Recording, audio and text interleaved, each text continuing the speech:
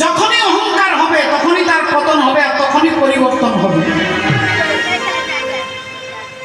ভক্তমণ্ডলী ভক্তিমতী মায়ের তাহলে ঘটনা কি ঘটলো না, এরা বলে উঠলো যে মনে আছে বাবা একদিন আমাদেরকে খেলা করতে নিয়ে গিয়েছিল মাঠে। ভগবান শ্রীকৃষ্ণচন্দ্র সমস্ত ছেলেদেরকে নিয়ে মাঠে খেলা করতে গেছে। মাঠে খেলতে খেলতে দেখছে একটা বল নিয়ে খেলতে খেলতে বলটা একটা শুকনো কুয়োতে পড়ে গেছে।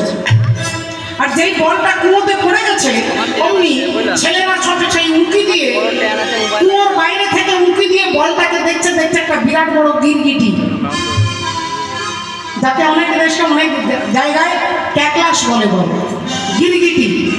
সেই গিরগিটিটাকে দেখে ছেলেরা ভয়ে বাবার কাছে ছুটে এসেছে, বাবা বাবা বাবা আমাদের বল ওই কুয়োতে পড়ে গেছে, কিন্তু কুয়োর ভেতর একটা বিরাট বড় গিরগিটি রয়েছে।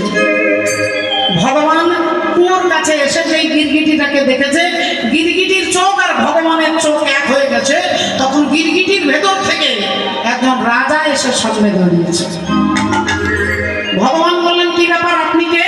না আমি হলাম রাজা নগ, রাজা নগ, ইক্ষাকুর পুত্র, আমি হলাম রাজা। ভগবান